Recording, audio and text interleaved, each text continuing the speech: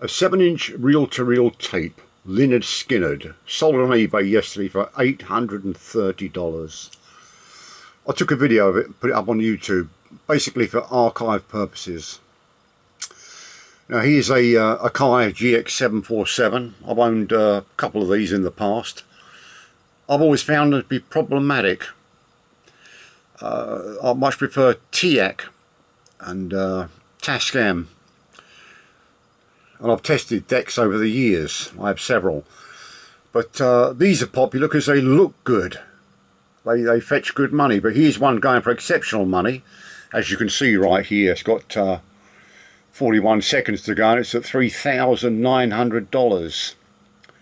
So you've got to ask yourself, what is it about reel to reel? I mean, this thing was made in probably 1980, 78, 80. So it's 42 years old. And obviously the guy describes it as immaculate condition. And $3,900. I predict it'll hit about $4,500. You can buy a new Revox today, which is $6,500. Here we go, 5 seconds. See what it hits here. All right, $39.50. There we go, sold. 46 bids, a lot of interest in that. For an Akai GX-747, which is a pretty good tape deck. Now, as I said, I've owned a lot of reel-to-reel tapes, and I still own a few right now. And I've been able to compare them. Some of these I've owned for over 10 years. I mean, we start with this one, if you like. This Teac A6300, auto reverse on that one. That's a really sweet deck right there. Recent acquisition is this Sony TC788 quad deck, 4-channel. That's a beauty. That plays very well. Well, all my decks play very well in my studio here. Okay, even this one here, which is an older Dokorder, that's made by Onkyo, and even that's a good deck. I've had that for years, and I play it every now and again, no problems. Alright, so let's move on to this one. This is an Akai that I've had over 10 years, another quad deck, GX-270D surround sound is what that means. That's a very good deck. Well, all my decks are good because they all seem to last. Okay, and here's a Pioneer RT-707. Now, I've had several of the RT-909. They're a very problematic deck. I've had 3 of them.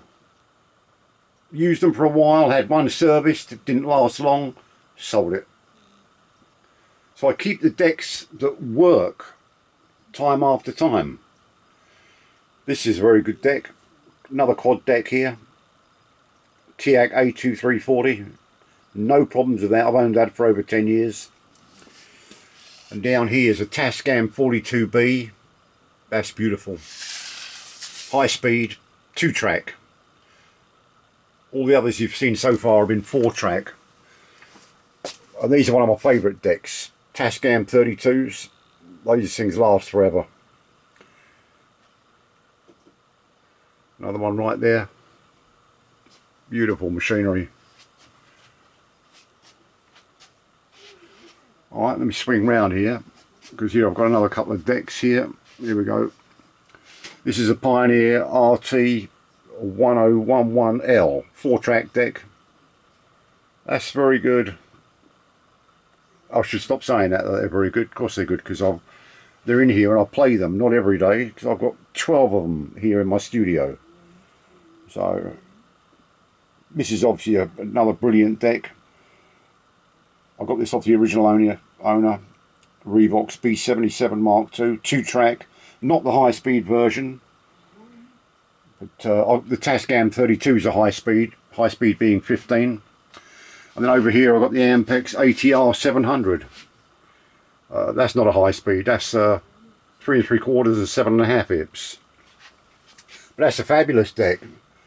These are high-end decks with the reproduction in sound is fabulous. I I mean, totally fabulous. And I've got a good amplifier and speaker system to go with all this lot. Yeah, just beautiful. So, why does somebody pay $830 for a Lynyrd Skynyrd tape and someone else pay $39.50 for an Akai reel-to-reel deck? And the reason for that is there's no sound like that of a reel-to-reel deck. The format is fabulous, especially in 2-track, 15 IPS. I have Dark Side of the Moon, Pink Floyd, a safety copy from the studio. Oh, unreal. Totally unreal.